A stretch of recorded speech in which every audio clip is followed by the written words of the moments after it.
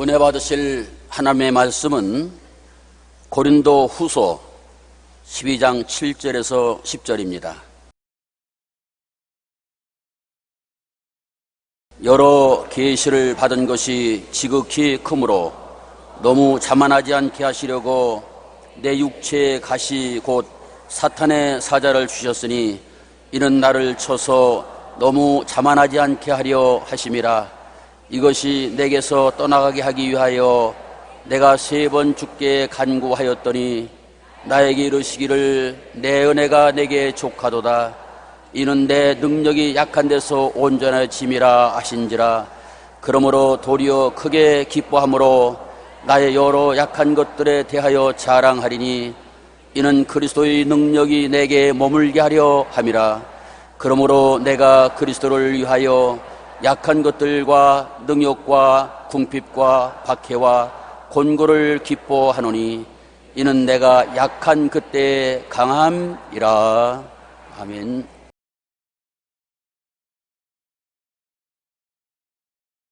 오늘 저는 여러분과 함께 신앙인의 역설이라는 제목으로 은혜를 나누고자 합니다. 신앙생활에는 세상적인 삶의 원리에 정반대되는 일들이 많이 있습니다. 그 예로 악을 이기는 길로 오른편 뺨을 치거든 왼편도 돌려대라고 했습니다. 우리 세상 생각하고는 틀리지요. 오른편 뺨을 치거든 너도 한 대 갈겨라 그랬는데 성경은 오른편 뺨을 치거든 왼편도 돌려대며 송사에 겉옷을 가지려거든 속옷까지 주며. 참 생각해도 알 수 없어요. 왜 속옷까지 줘야 될지. 억지로 오리를 가게 하거든 심리를 가라 하신 가르침이신 것입니다. 억지로 오리 가져가면 내 오리 더 가드리지요. 심리까지 같이. 세상적인 우리 생각과 주님이 주시는 지혜가 정반대되는 역설이 될 때가 많습니다. 또 주는 자가 받는 자보다 복이 있다는 가르침도 같은 것입니다. 우리 생각에는 자꾸 받는 것이 복된 것인 줄 아는데 주는 것이 복되다. 우리가 생각하는 것과 반대 아닙니까? 오늘 그 중에 몇 가지를 여러분과 더불어 생각해 보고자 합니다. 첫째로, 내가 약할 때 강하다. 내가 약한데 뭘 강합니까? 약한데 쓰러질 지경인데 어떻게 강하냐? 여러분, 약한 사람 보면은 누가 붙들어 주든지 지팡이를 짚든지 휠체어를 타든지 자기보다 강한 것에 의지하는 것입니다. 내가 강하면 다른 데 의지할 필요 없어요. 내가 2다리를 굳세게 쓰고 2손으로 나를 방어할 수 있지만은 내가 약하면 의지해야 되는 것입니다.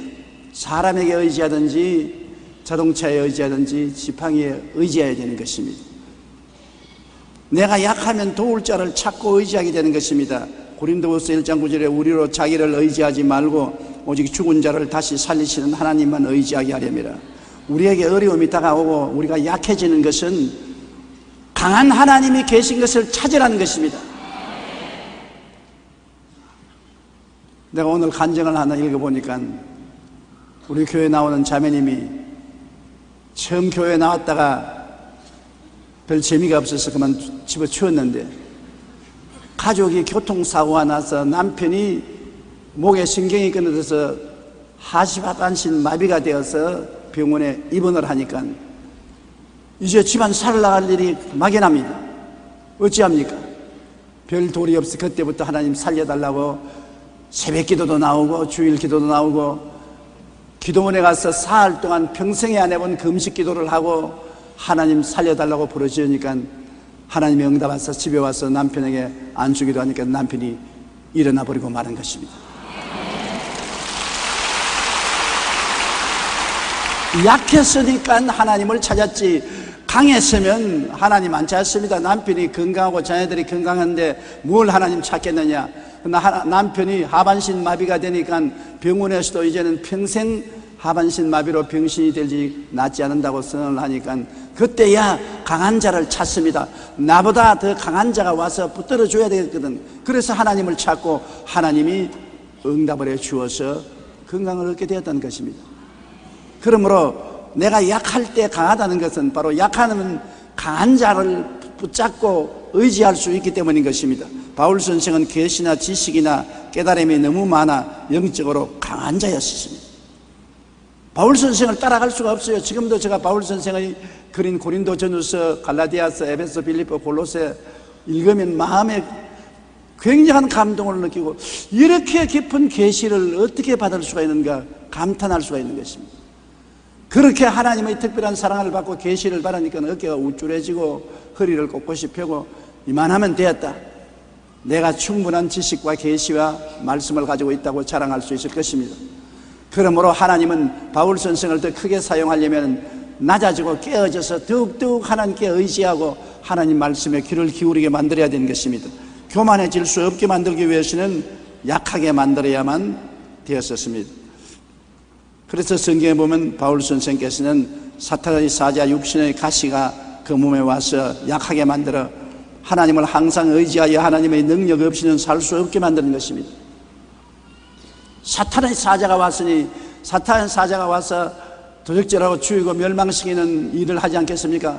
사도 바울 선생 일어서도 고통을 주고 앉아도 고통을 주고 일을 할 때도 적군들이 생기게 나고 반대가 생기게 나고 여러 가지 괴로우니까 바울은 쉬지 않고 기도해야 되는 것입니다. 다른 사람은 하나님을 평안하면 잊어버릴 때가 많아요. 그러나 심신이 괴로운 사람은 24시간 내 아버지 도와주시옵소서, 하나님 살려주옵소서, 하나님만 바라고 의지합니다. 기도 안 할 수가 없어요. 아프고 답답하니까. 저도 50년 동안 목회하면서 평안할 때는 아이고 하나님 잊어버리고 있었구나 그런 생각이 듬뿍 마음에 납니다. 하루에 살면서도 내가 편안하니까 하나님과 예수님을 잊어버릴 때가 종종 있어요. 가끔 있는 게 아니라 종종 있어요.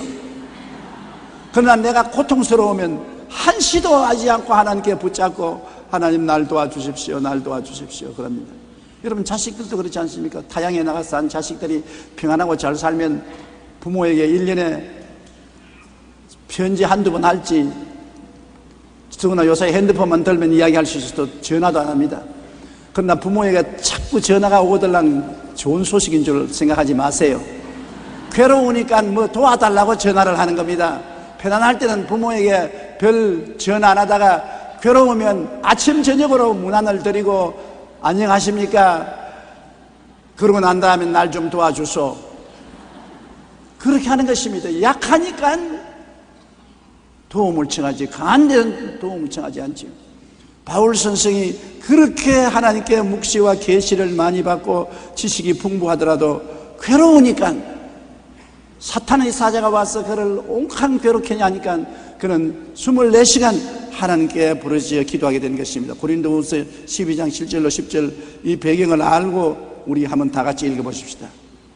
여러 계시를 받은 것이 지극히 크므로 너무 자만하지 않게 하시려고 내 육체의 가시 곧 사탄의 사자를 주었으니 이는 나를 쳐서 너무 자만하지 않게 하려 하심이라.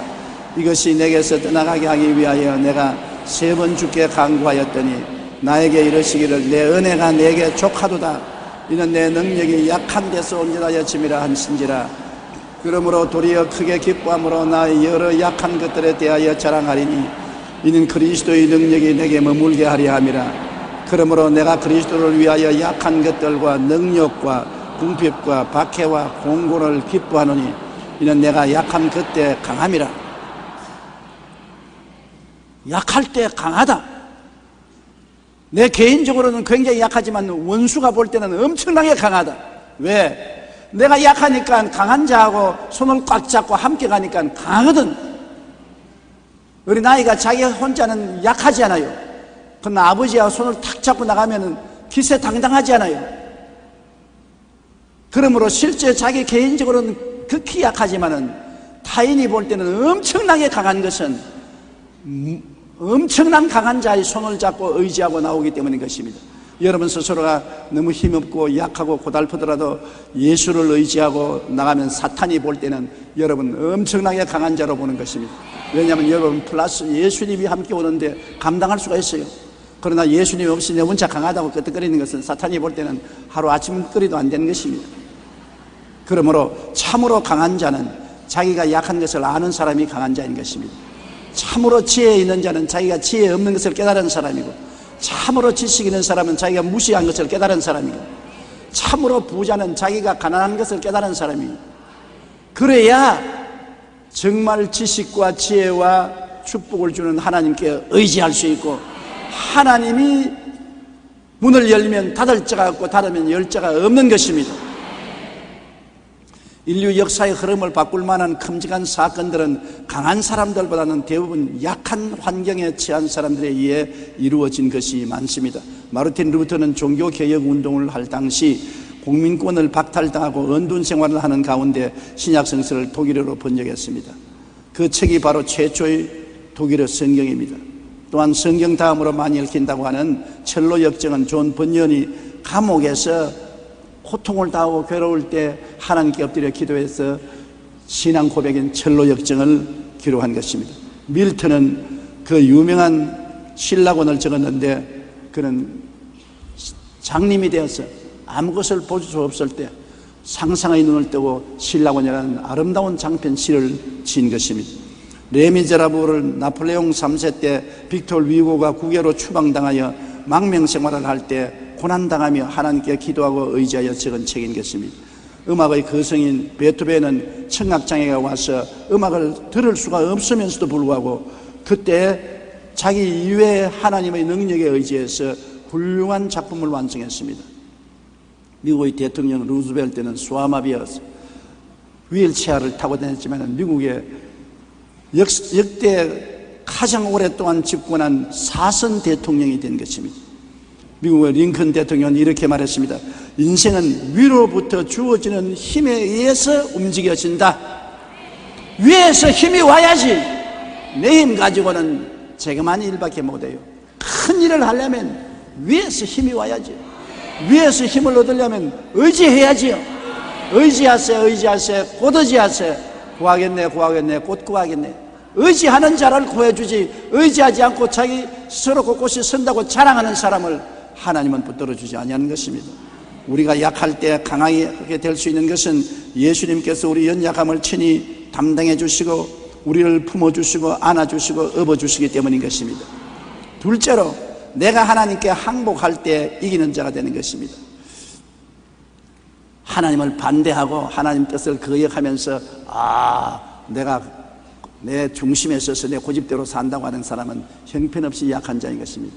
그러나 내가 깨어져서 하나님께 항복하고 천부에 의지 없어 손들고 믿어 주님이 원하시면 개인이나 가정이나 생활이나 사업이나 모든 것에 순종하겠습니다. 그리고 자기가 하나님께 항복할 때 하나님이 그 사람을 강하게 만들어 주시는 것입니다. 하나님께 항복하지 않고 자기 고집대로 서서 나가는 자는 강하게 보이나 실제는 형편없이 약한 자인 것입니다.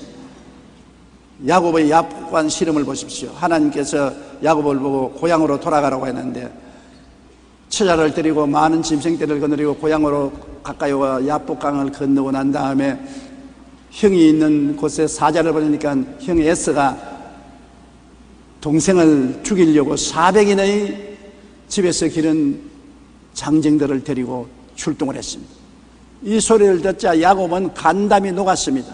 이래서 자기 처자와 짐승떼를 약복감을 다 건너게 하고 난 다음 자기는 안 건납니다. 여보, 함께 가야지요. 아빠 왜 안 건너가? 너희들 먼저 가. 나에게 볼 일이 있다.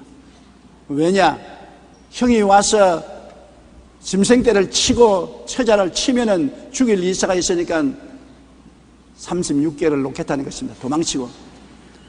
안 죽이면 그때 슬며시 머리 건질고 나오겠다는 것입니다. 그런 고약한 놈이 어디 있습니까? 처자를 형의 칼의 밥으로 내놓고 자기는 살겠다고 강 건너편에 쪼그리고 앉아서 있습니다. 그러니까 해가 지는데 갑자기 키가 크고 장대한 분이 다가오더니만 그를 콱 붙잡고 건너가라 이놈아. 강을 건너가서 처자와 살아도 같이 살고 죽어도 같이 죽어야 될 것 아니야. 건너가라. 나 안 가요. 내가 살아야지. 뭐 처자가 죽더라도 내가 살아야지. 무슨 소리 하냐. 난 안 가요. 그런 남편하고 결혼한 여자는 행복한 여자인지요. 결혼할 때 조심해야 돼요. 책임질 사람을 결혼해야지. 결혼만 하고 책임 안 지는 사람하고 결혼했다가는 신세 망치는 것입니다. 야곱은 책임을 안 져요. 처자가 다 형의 칼에 죽으면 자기는 도망치고 인생 새 출발하겠다는 것입니다. 나는 성경 이때만 읽을 때만 되면 야곱에게 한번 주워받고 싶은 생각이 나요. 하나님의 사자가 와서 건너가라, 건너가라. 안 가요. 얼마나 고집이 있으든지 초저녁에 실험을 시작한 것이 새벽에 해가 뜰 때까지 항복을 하지 않습니다. 그러니까 하나님의 사자가 손을 들어 한두 뼈를 치니까 뼈가 어득하고 그러져 자빠졌습니다. 쩔눈바리가 됐어요. 이제 보니 큰일 났단 말입니다. 이제 형이 오면 다 도망치기 틀렸어요. 그냥 완전히 한두 뼈가 그러져서 걸음을 걸어도 그냥 걷지 못하고 이라고 몇 자국 달아나겠습니까? 그러니까 하나님의 사자를 붙잡고 나를 복내려 주지 않으면 당신을 놓지 않겠나이다. 너 이름이 뭐냐? 야곱입니다. 쉽게 말하면 사기꾼이란 말인 것입니다. 너 이름은 이제 야곱이 아니고 이스라엘로 불러라. 이스라엘은 하나님과 실험에서 이긴 자라는 것입니다. 하나님의 실험에서 졌는데도 불구하고 왜 이긴 자라고 말하냐? 그가 하나님께 항복을 하니까 하나님은 항복한 자를 승리자로 불러주시는 것입니다. 우리 그 이야기가 창세기 32장 24절로 25절 있는데 저 이야기를 기억하면서 성경을 한번 같이 읽어보십시다. 야곱은 홀로 남았더니 어떤 사람이 날이 새도록 야곱과 씨름하다가 자기가 야곱을 이기지 못함을 보고 그가 야곱의 허벅지 관절을 치매 야곱의 허벅지 관절이 그 사람과 씨름할 때 어긋났더라. 그 다음 창세기 32장 26절로 28절 읽으십시다. 그가 날이 이르되 서리하니 나로 가게 하라. 야곱이 이르되 당신이 내게 축복하지 아니하면 가게 하지 아니하겠나이다. 그 사람이 그에게 이르되 내 이름이 무엇이냐? 그가 이르되 야곱이니이다. 그가 이르되 내 이름을 다시는 야곱이라 부를 것이 아니요 이스라엘이라 부를 것이니 너는 내가 하나님과 및 사람과 그리워 이겼음이라. 완전히 하나님과 실험해서 사실은 졌는데 하나님은 전 사람 보고 너는 이겼다. 항복한 사람은 하나님 안에서 승리자가 되는 것입니다. 아침에 처자들이 남편 아버지를 기다리고 있으니까 약복강을 건너서 오는데 머리는 산발이 되고 얼굴은 전부 콩팥을 문제는 같이 새카맣게 되고 옷은 찢어지고 쩔뚝 하면서 그럽니다. 아이고 이게 웬일입니까? 왜 어떤 일입니까? 부끄러워서 말도 못하고 그냥 따라만 오너라. 너희들은 다 내 뒤에 서라. 이제는 처자들을 전부 자기 뒤에 세우고 자기가 앞에 서 죽더라도 내가 먼저 죽는다. 이제 하나님께 의지하고.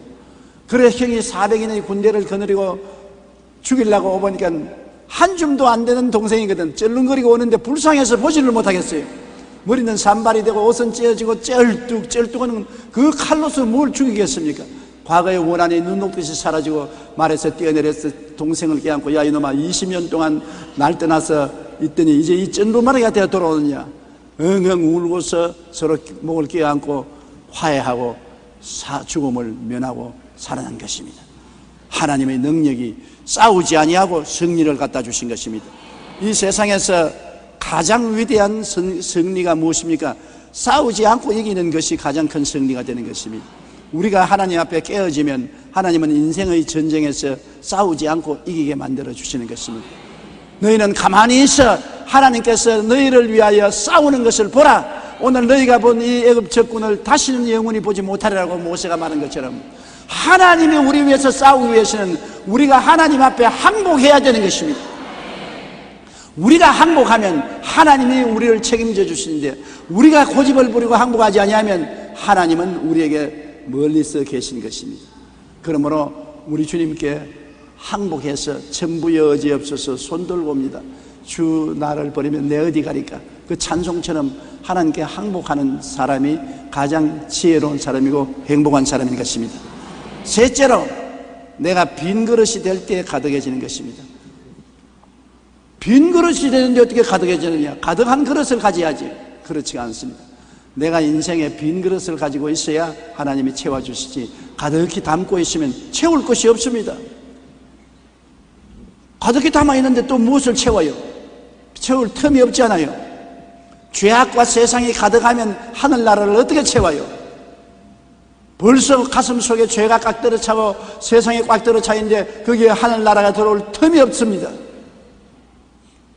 그렇기 때문에 회개하라, 천국이 가까웠다는 것은 죄와 세속을 회개하고 비워버려야 천국이 들어올 자리가 있는 것입니다. 천국은 빈 마음에 가득히 임하는 것입니다. 심령이 가난한 자는 복이 있나니 천국이 그들 것이요.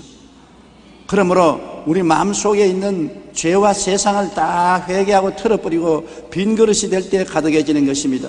탐욕을 비워야 축복이 오는 것입니다. 사람은 마음에 욕심이 꽉 들어차서 자기 욕심대로 무엇을 하려고 하는 것입니다.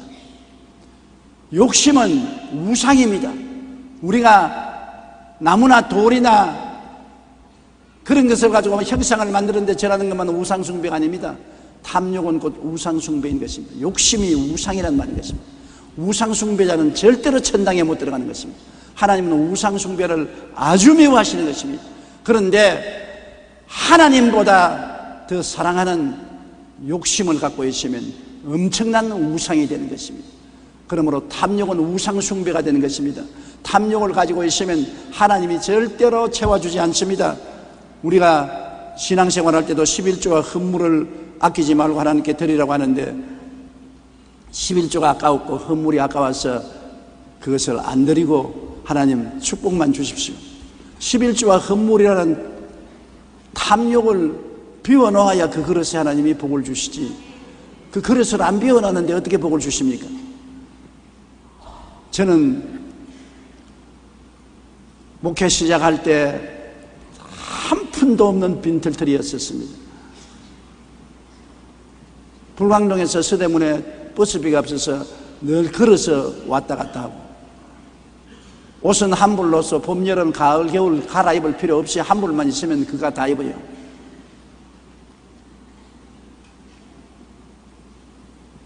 좀 살게 되고 난 다음에 반스도 입고 란닝구도 입었지, 반스도 란닝구도 없이 살았다고.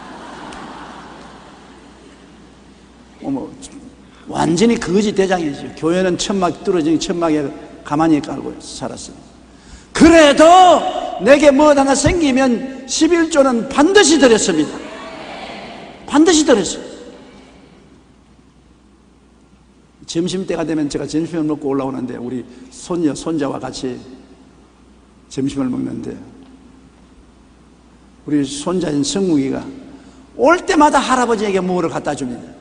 자기가 먹던 과자도 있으면 내게 갖다 주고, 바나나도 꺾어서 갖다 주고, 강냉이도 갖다 주고, 먹기 싫은 과자도 젤리도 주고, 자꾸 나에게 손에 쥐어주고 갖다 주는 것입니다. 그러나 속으로 네가 날 닮았구나, 주기를 좋아하는 날 닮았구나. 저는 원래부터 하나님께 드리기 원하고 이웃에 주기를 좋아했었습니다. 이래서 있는 것이 있으면 하나님께 드리고 이웃에 늘 도움을 베풀었는데, 그 어려운 시기에 심고 난 다음 잠시 동안 어려움을 당했지만 50년의 목회 생활에 99%는 하나님이 상상할 수 없는 축복과 은혜를 주신 것입니다. 내가 쌓을 것이 없도록 붙지 않아 보란 대로 그대로 해주신 것입니다. 저는 실제 나의 생활 속에 50년 동안 경험하고 배워서 압니다. 하나님께서는 심은 대로 거두게 해주신다는 것을 체험으로 알고 있는 것입니다. 내가 있는 것으로 심고 비워놓아야 하나님이 채워주시지, 내가 가득히 채워놓고 난 다음에 복을 달라 하면 잘못된 것입니다. 말라기 3장 10절로 12절 우리 다 같이 한번 읽어보십시다. 만군의 야훼가 이르노라, 너희의 온전한 11조를 창고에 들여 나의 집에 양식이 있게 하고 그것으로 나를 시험하여 내가 하늘문을 열고 너희에게 복을 쌓을 곳이 없도록 붙지 아니하나 보라. 만군의 야훼가 이르노라, 내가 너희를 위하여 메뚜기를 금하여 너희 토지 소산을 먹어 없애지 못하게 하며 너희 밭에 포도나무 열매가 기한 전에 떨어지지 않게 하리니 너희 땅이 아름다워지므로 모든 이방인들이 너희를 복되다 하리라. 만군의 야훼의 말이니라. 하나님 거짓말 하시겠습니까? 하나님 거짓말하면 저 하늘을 지으시고 이 땅을 지으신 하나님이 어떻게 하나님이 될 수 있겠습니까? 우리가 말씀대로 시행하고 환경을 바라보지 않고 믿고 있으면 빈 그릇은 다 채워지는 것입니다. 사랑하는 자여, 내 영혼이 잘됨같이 내가 범사에 잘되며 강건하기를 내가 강관을 하신 줄. 도적이 오는 것이 도적질하고 죽이고 멸망시키는 것이요 인자한 것은 양으로 생명을 얻게 하되 더 풍성히 얻게 하려 왔노라고 했는데, 우리 하나님은 우리를 풍성케 하사 모든 일에 항상 모든 것을 착한 일을 넘치게 하기를 원하시는 것입니다. 뭐 있어야 착한 일을 하지, 쥐뿔도 없는데 무슨 착한 일을 해요? 하나님이 우리를 복을 주셔야 우리가 그걸 가지고 남을 복되게 하지, 아무것도 없는데 누구에게 복을 나누어 줄 수 있는 것입니까? 우리가 사랑과 행복을 이웃과 나누라고 하는데 무엇이 있어야 나누지 않습니까? 그러나 내가 조그마한 것을 가지고 나누면 하나님은 더 주시고, 또 그것을 나누면 더 주시고, 하나님은 자꾸 주시는 양을 크게 하고 그릇을 크게 하는 것입니다. 그릇이 있어야 복을 주어요. 엘리사의 제자 중 한 사람이 세상을 떠서 그 과부가 엘리사에 와서, 엘리사 선생님, 우리 남편이 선지자인데 세상을 떴는데 체주들이 와서 애들을 잡아서 종으로 팔겠다고 합니다. 살려주십시오. 엘리사가 집에 뭐가 있느냐? 먹다 남은 기름 조그만밖에 없습니다. 집에 돌아가서 애들을 시켜서 이웃의 그릇을 빌리되 많이 빌려라. 그리고 문을 닫아놓고 그 기름병으로 그릇에다가 부어라. 그래서 이 과부가 애들 시켜서 이웃에서 모든 양푼과 대야 다 빌렸습니다. 그리고 집에 부엌에 갖다 널어놓고 문 닫아놓고 그 조그마한 기름병 갖다 부으니까 기름이 줄줄 나오는데 끝이 없어. 끝이 없어. 한 그릇 채워놓고 다른 그릇 내오니까 또 줄줄 나오고 또 줄줄 나오고, 온 집에 있는 그릇에 기름이 가득 차고 난 다음에 애 보고, 얘야 또 대야 가져오너라. 엄마 다 가져왔어요. 이제 없어요. 그러니까 기름이 뚝 꺼져버렸습니다. 기름이 그릇이 있을 동안에는 늘 흐르지만은 그릇이 없으면 거쳐버리고 마는 것입니다.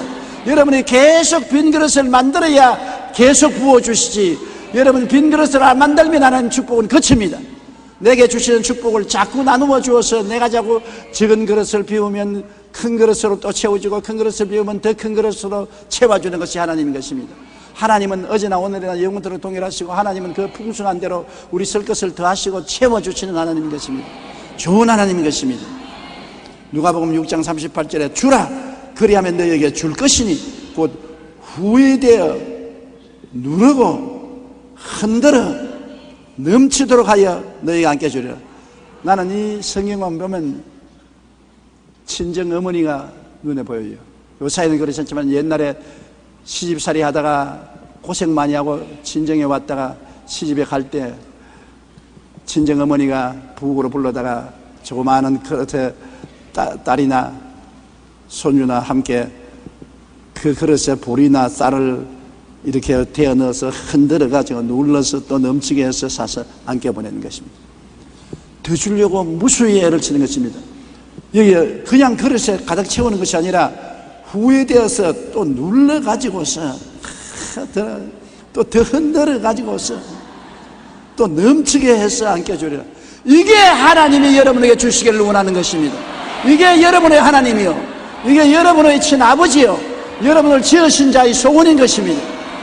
이런 하나님을 모시고 있는데 왜 헐벗고 굶주린다는 말인 것입니까? 무엇을 먹을까, 무엇을 입을까, 무엇을 마실까, 이런 것은 염려하지 말라. 이는 이방인들이 염려하는 것이요, 너희 천국께서는 이 모든 것이 너에게 있어야 될 줄 아시나니라. 그 나라와 그 일을 먼저 구하라. 그러면 이 모든 것을 더하시라고 하셨습니다. 이 좋은 하나님을 여러분 의지하고 살게 되시기를 바랍니다. 젊은 사업가인 워너메이커가 하루는 장미 화원을 잘 가꾼 가정을 방문했습니다. 그 집의 주인은 워너메이커를 정원으로 데리고 나가서 백장미와 흑장미 등 온갖 종류의 장미들을 구경시켜 주었습니다. 그러더니 장미꽃들을 꺾기 시작했습니다. 우리 마누라 닮았는가 봐. 우리 정원에 나가면 나무들이 좋고 꽃들이 잘 피었는데 우리 집 사람하고 나가기만 하면 자꾸 나무를 꺾어요. 나는 너무 아까워 못 견디겠는데, 그 꺾지 말라고. 꺾어야 잘 된다고 자꾸 꺾습니다. 내가 이 이야기를 읽기 전까지도 수박의 시간인데 이 이야기를 읽고 보니까 우리 마누라가 나보다 지혜가 있어요. 장미꽃을 꺾기 시작했는데 몇 개의 덩굴은 꽃 한 송이만 남겨두고 모두 가지를 다 꺾어버립니다. 이를 보고 놀란 원어메이커가 물었습니다. 아니 왜 가지를 모두 칩니까? 그러자 집주인은 웃으면서 이렇게 대답을 했습니다. 좋은 장미 덩굴을 만들려면 가지를 다 쳐버려야 됩니다. 내가 가지를 쳐서 잃은 것은 아무것도 없습니다. 원어메이커는 가지를 잘라내도 잃는 것이 없다는 말에 큰 교훈을 받고 충격을 얻었습니다. 내 사업에 여러 가지 가지를 쳐서 자꾸 나누어져 버리면 본통 사업이 축복을 받는구나. 가지를 그대로 늘어놓으면 꽃들이, 장미꽃이 조그만한 것만 달랑달랑 달리는데 다 꺾어버리니까 몇 송이 피어들어도 큼직하고 보암직하게 피는 것처럼, 복도 자잘한 것은 다 나누어 줘버려야 큼직한 복이 임하게 되는 것입니다. 와나메이커는 이 사실을 깨닫고 그 사업체는 점점 커져서 나중에 미국의 대재벌이 된 것입니다. 우리는 욕심과 탐욕을 비워 빈 그릇이 될 때 가득히 채울 수 있습니다. 탐욕을 버리고 하나님의 것은 하나님께 아낌없이 드리고, 사랑과 행복을 나누기 위해서 나에게 필요 없는 것은 다 나누어 드리고 다 흩어주고, 우리 생활의 가지를 꺾어가지고서 너무 늘어진 것 다 나누어 주고 나면은 하나님이 크게 열매 맺게 해주는 것입니다. 자, 오늘 인생은 너무 복잡하게 살지 말고 단순하게 사는 게 좋습니다. 먹지도 않을 것 집에 갖다 놓고 쓰지도 않을 것 벽장에 속에 두지 말고 오늘 가서 다 가지고 사랑과 행복 나누기 운동에 가지고 오세요. 벽에도 좋고 혼이불도 좋고 담요도 좋고 먹던 약도 좋고, 왜 내가 안 쓰는 건 왜 가지고 있습니까? 나 쓰기는 필요 없고 남 주기는 아깝고 썩을 때까지 갖다 놓습니다. 사실 여러분 벽장 열어보면 쓸데없는 건 많아요. 부엌에도 가면 안 먹는 건 많이 있고, 돈도 남아서 안 쓰고 놔두었으면 가져오세요. 자꾸만 자꾸 비워야 하나님의 성령의 기름이 부어지지, 비우지 아니하면 안 부어지는 것입니다. 버려야 얻는 비밀이 바로 여기에 있는 것입니다. 넷째로, 내가 죽을 때 영원히 사는 것입니다. 왜냐, 나는 두 사람이 함께 살거든요. 속 사람과 그 사람이 함께 살아요. 여러분 모두 다 이중인격입니다. 영혼의 사람과 육신의 사람, 두 사람이 살아요. 그런데 그 두 사람 중에 한 사람이 죽어야 다른 사람이 사는 것인데, 세상 사람은 속 사람이 죽었기 때문에 60만 살다가 70, 80, 90 되면 흙으로 돌아가고 지옥에 떨어지고 마는 것입니다. 속 사람이 살려면 정욕과 탐욕과 욕심인 그 사람이 죽어야 돼요. 요한일서 2장 15절로 16절에 이 세상에 있는 것들을 사랑하지 말라. 누구든지 세상을 사랑하면 아버지의 사랑이 그 안에 있지 아니하니, 이는 세상에 있는 모든 것이 육신의 정욕과 안목의 정욕과 이생의 자랑이니 다 아버지로부터 나온 것이 아니요 세상으로부터 나온 것이라. 이 세상의 탐욕은 다 세상의 육신에 속한 것 아닙니까? 보는 대로 듣는 대로 만지는 대로 다 가지고 싶고 방탕하고 허랑하는, 육신을 따라 살면 영은 죽어요. 육신을 죽이고 마음과 뜻을 다하여 하나님을 섬기고 하나님께 영광 돌리고 하나님을 위해서 살면은 육은 싫어하지요. 그러나 영은 사는 것입니다. 주일날 교회 안 나오고 세상에 놀러 다니고 등산 가고 낚시 가고 하면 육은 재밌지요. 그러나 영은 말씀 못 먹고 굶주려 죽지 않습니까? 기도 안 하고 텔레비 보고 하고 있으면 육은 좋지요. 그러나 영은 말라 죽지요. 세상의 화려한 것에 취해서 세상을 따라가면 육은 좋아하지만 영은 죽습니다. 영은 교회를 찾아와서 말씀 읽고 기도하고 하나님 찬양하며 살죠. 그러나 이 세상은 얼마 있을지 아니에요. 끝나지 않아요. 제가 20대 30대는 60, 70이 되면은 와, 딱 고목나무구나, 곰팡이 폈구나, 얼마 있으면 사라지겠구나, 그렇게 생각했는데 순식간에 내가 그 고목나무가 되어버리고 마는 것입니다. 사람 사는 것 여러분 순식간에 지나가는 겁니다. 젊다고 자랑하지 마세요. 나도 옛날에 자랑했다고. 순식간에 할아버지 할머니 되고 말아요. 육신의 삶이란 있는 것 같은데 벌써 사라져버리고 마는 것입니다. 영원히 사는 영혼을 구원해야 돼요. 영혼이 잃어버리면 온 천하를 다 구해도 무슨 소용이 있습니까? 아름다운 국민 아이돌이 된 배우가 자살을 했습니다. 너무나 안타까웠습니다. 왜 죽노? 살아야지. 세상을 따라 살다 보니까 세상에 절망이 오니까 생명을 끊지 않아요. 그 세상이 그런 겁니다. 세상이 한때는 환영을 하다가 필요 없으면 그냥 짓밟고 욕을 하는 것입니다. 하나님을 바라보고 살았으면 좋을 때는 하나님이 좋아서 좋고 나쁠 때는 하나님이 위로하고 붙들어 주시니 좋고 하나님보다 더 좋은 데가 어디 있는 것입니까? 예수 믿고 아버지를 섬기고 살았다면 어떠한 어려움도 극복할 수가 있는 것입니다. 피투성이가 되어도 살아야지. 하나님이 주신 명대로 이 땅에 살고 하나님 섬기며 살다가 하나님 오라 하실 때 천국에 들어가면 영원 무궁토록 부귀와 영화와 공명은 견줄 수가 없는 아름다운 삶을 살 것인데 그 길을 택해야 될 것인 것입니다. 갈라디아서 2장 20절 21절에 바울이 말하기를 내가 그리스도와 함께 십자가에 못 박였나니 그런즉 이제는 내가 사는 것이 아니요 오직 내 안에 그리스도께서 사시는 것이라. 이제 내가 육체 가운데 사는 것은 나를 사랑하사 나를 위하여 자기 자신을 버리신 하나님의 아들을 믿는 믿음 안에서 사는 것이라. 내가 하나님의 은혜를 패하지 아니하노니 만일 의롭게 되는 것이 율법으로 말미암았으면 그리스도께서 헛되이 죽었나니라.